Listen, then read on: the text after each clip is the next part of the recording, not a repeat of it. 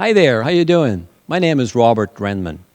Today I want to talk about triads, and not just talk about them, but also show you how you can make use of them.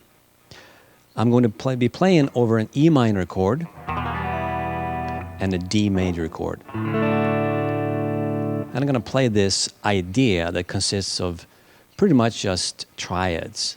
And you'll hopefully hear how it sounds so melodic and nice, right? So here we go.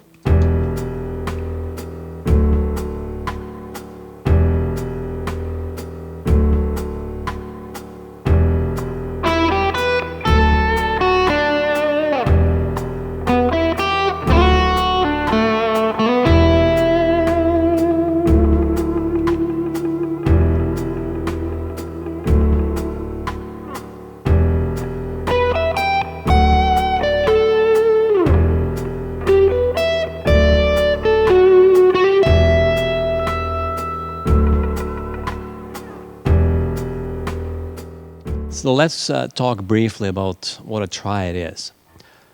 Well, if we start with the E minor chord, if we play the notes of the E minor scale, it's the E natural minor, it sounds like this.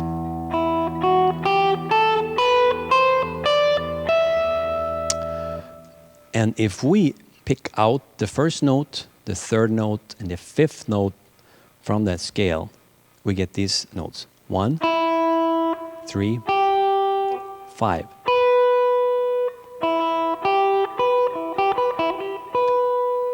And when we play them together, which I'm doing in the beginning here, I'm playing on the 9th fret on the G string, 8th fret on the B string, and 7th fret on the bottom E string. I have an E minor chord. And you probably have noticed when you're playing a bar chord, if you know the E minor bar chord up here, those bottom 3 strings are these notes.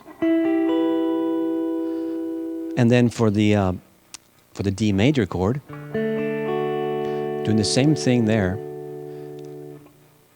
If we start on the root note, the first note D here, on the 7th fret on the G string, and then we'll play the D major scale and pick out the first, the third, and the fifth notes of D major. We get a D major triad, which is part of this chord. The D major bar chord. So that's how this whole idea that I'm showing you today, this theme, it could be a part of a solo or a kind of an intro to something or a melody. It's just consisting of these 2 triads. And then what I'm doing in my example here, I'm changing things around a little bit. I'm inverting the triad, as it's called. And the first time I'm playing 1, 3, 5. But then as I progress through the idea, I'm changing the order, so it's not always 1, 3, 5. It can be 5, 3, 1, or it could be 3, 1, 5, for example. So let's move up close on the fretboard and I can show you better how to play it.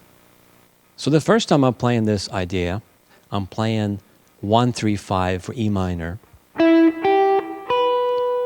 And then when the chord switches to D major, I'm doing 5, 3, 1, coming back from the D major triad. So those 2 together.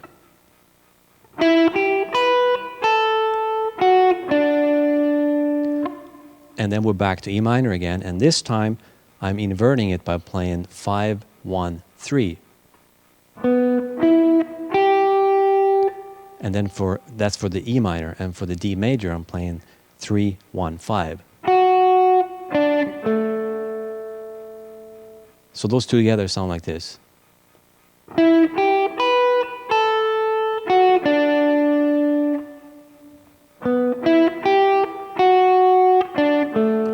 And then I'm ending the idea with these 2 notes.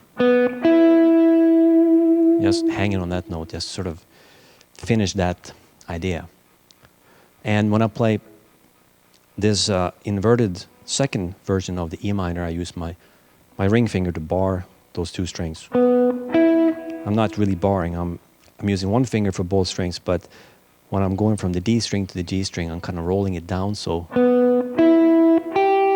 they sound one at a time. And then on the D chord, I use one finger for each string. Because I want to play this, I don't want it to sound like that. I want each note to ring individually.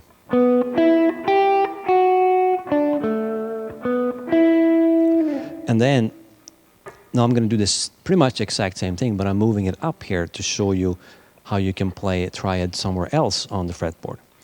Now this time, I'm playing this first. And that is 5-1-3 for E minor. And then we're coming back on the D chord, D major chord, with the 3, 1, and 5. And next, I'm now going down the neck this direction, and I'm playing 3, 5, 1 for E minor, and then 1, 5, 3 for D major.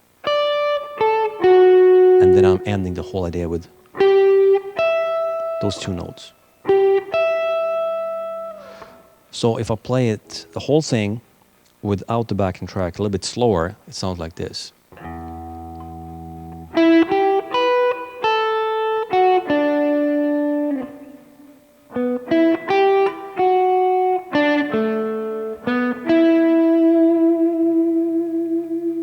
And second time up here.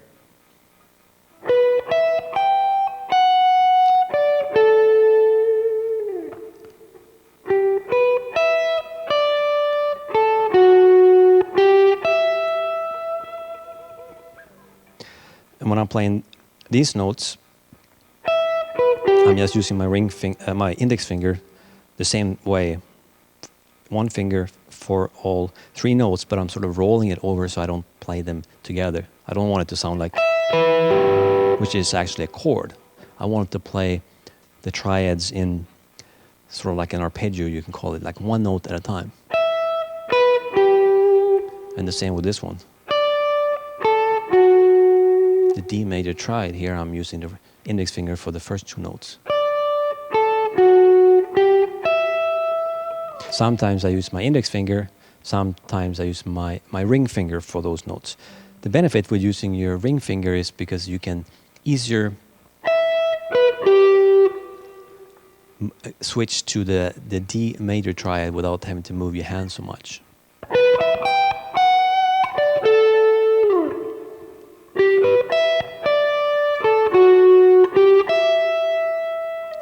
So let's do the whole thing with the backing track here.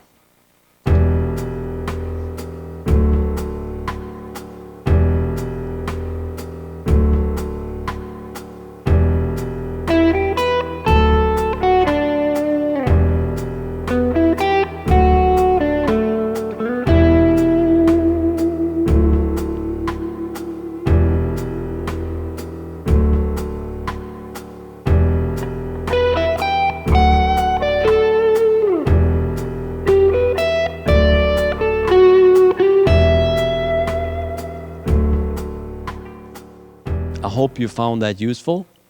Thanks for watching, and I'll see you soon.